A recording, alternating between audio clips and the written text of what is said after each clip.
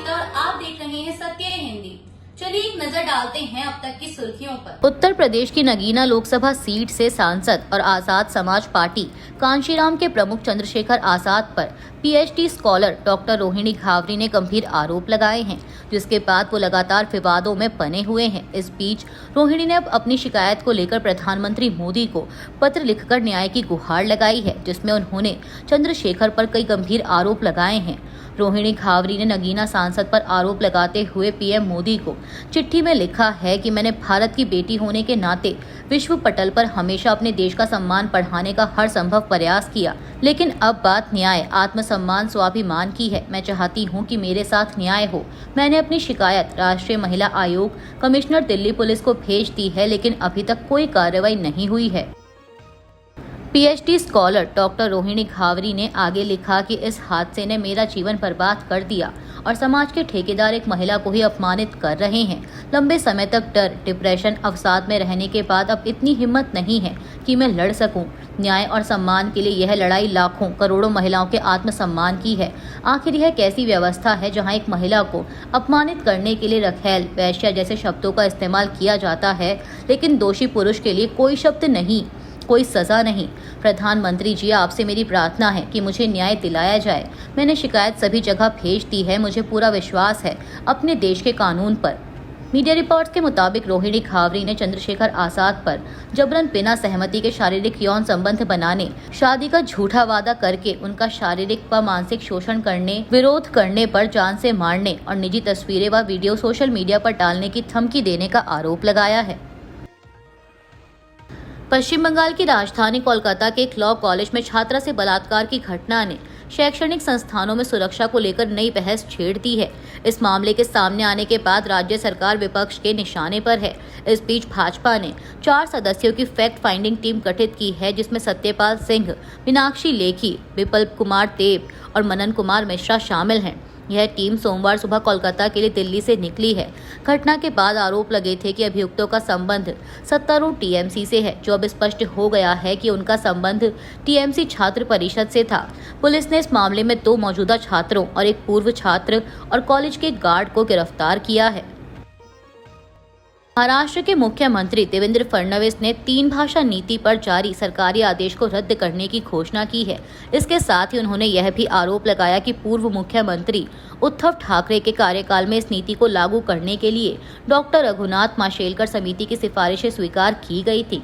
फडणवीस के इस बयान पर अब शिवसेना यूबीटी नेता संजय राउत ने तीखी प्रतिक्रिया दी है। उन्होंने मुंबई में पत्रकारों से बात करते हुए कहा कि भाजपा की नेशनल पॉलिसी झूठ बोलने की है। अगर उद्धव ठाकरे ने माशेलकर समिति की कोई रिपोर्ट बनाई है तो उसे पब्लिक किया जाए। हम बार बार कह रहे हैं कि इसे सामने लाया जाना चाहिए। कनाडा ने अमेरिकी टेक कंपनियों पर डिजिटल टैक्स लगाने की योजना वापस ले ली है। अब अमेरिका और कनाडा के बीच ट्रेड को लेकर दोबारा बातचीत शुरू होगी। कनाडा के वित्त मंत्रालय की ओर से जारी बयान में कहा गया कि अब प्रधानमंत्री मार्क कार्नी और अमेरिकी राष्ट्रपति डोनाल्ड ट्रंप इस मुद्दे पर दोबारा बातचीत के लिए सहमत हो गए हैं। इससे पहले शुक्रवार को राष्ट्रपति ट्रंप ने कनाडा पर आरोप लगाया था कि वह बड़ी अमेरिकी टेक कंपनियों पर टैक्स लगाने की तैयारी कर रहा है, इसीलिए अमेरिका व्यापार वार्ता रोक रहा है। गौरतलब है कि इस साल की शुरुआत में दोनों देशों के बीच व्यापारिक तनाव बढ़ गया था और एक दूसरे के सामान पर टैरिफ लगाए गए थे। कनाडा सरकार के बयान में आगे कहा गया है कि डिजिटल सर्विस टैक्स इसलिए प्रस्तावित किया गया था क्योंकि कई बड़ी टेक कंपनियां कनाडा में होने वाली कमाई पर टैक्स नहीं देती।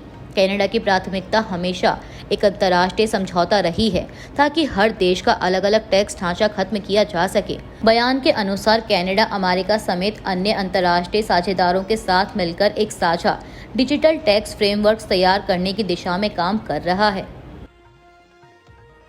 चीन ने जापान के ज्यादातर क्षेत्रों से सी फूड के आयात पर लगाया गया प्रतिबंध हटा लिया है।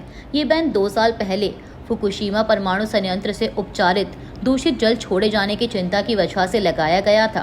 बीजिंग ने कहा कि वह जापान से आयात को शर्तों के साथ फिर से शुरू करेगा, लेकिन यह जापान के 47 में से 10 प्रांतों पर लागू नहीं होगा, जिसमें टोक्यो और फुकुशिमा शामिल हैं।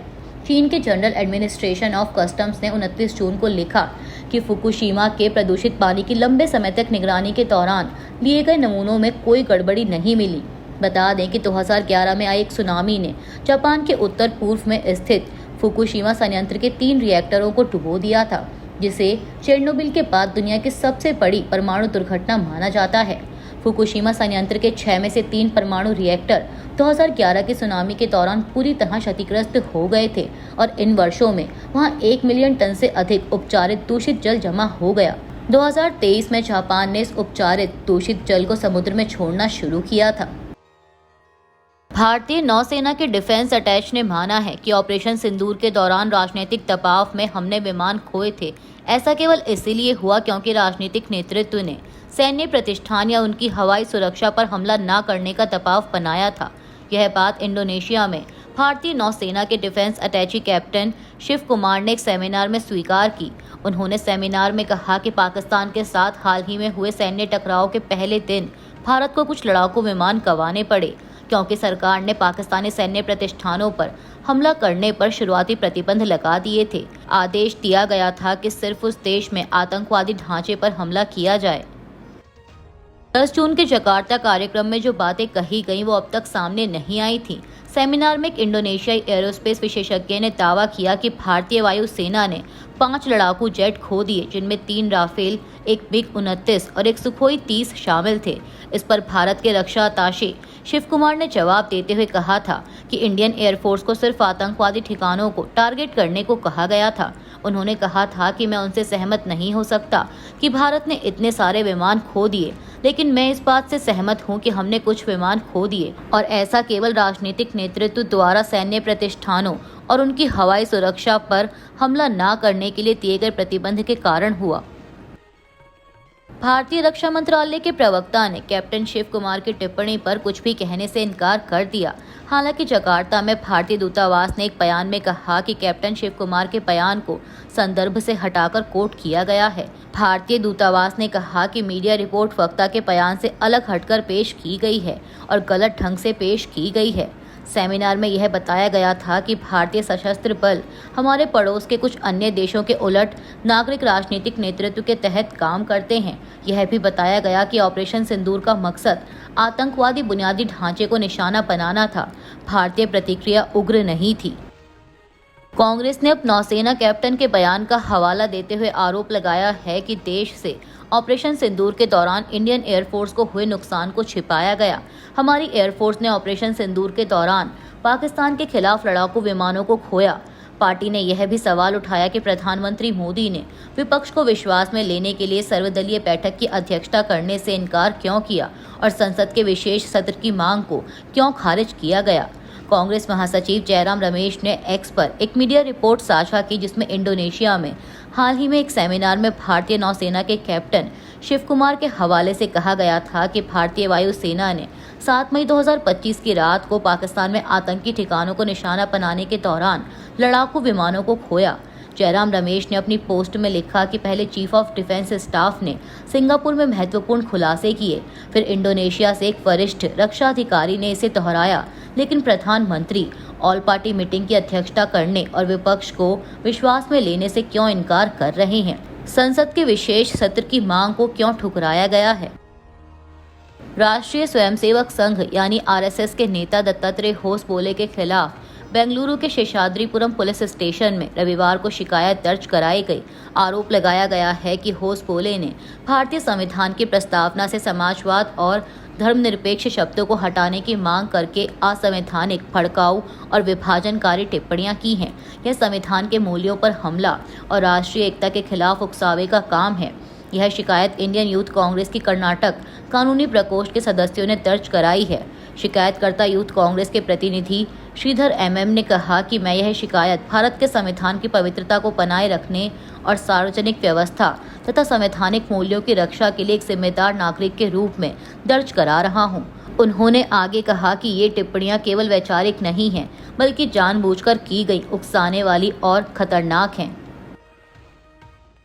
अमेरिका के राष्ट्रपति डोनाल्ड ट्रंप ने कहा है कि वे अधिकांश देशों पर लगाए गए टैरिफ के अमल पर 90 दिन की रोक का समय 9 जुलाई से आगे बढ़ाने की योजना नहीं बना रहे हैं, क्योंकि उस तारीख को उनके द्वारा निर्धारित बातचीत अवधि खत्म हो जाएगी। अमेरिकी राष्ट्रपति ने कहा कि 9 जुलाई के बाद उनका प्रशासन देशों को सूचित करेगा कि शुल्क तब तक प्रभावी रहेंगे जब तक कि अमेरिका के साथ कोई समझौता नहीं हो जाता। उन्होंने कहा कि समय सीमा खत्म होने से पहले ही पत्र भेजे जाने शुरू हो जाएंगे।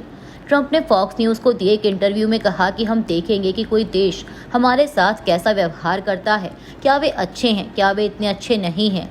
कुछ देशों के बारे में हमें परवाह नहीं है, हम बस हाई टैरिफ का लेटर भेज देंगे।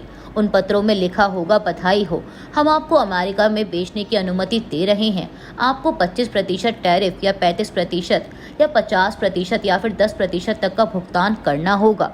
अभी के लिए बस इतना ही। बाकी की खबरों के लिए बने रहिए सत्य हिंदी के साथ। Copyright disclaimer under Section 107 of the Copyright Act 1976. Allowance is made for fair use for purposes such as criticism, comment, news reporting, scholarship, and research. Fair use is a use permitted by copyright statute that might otherwise be infringed.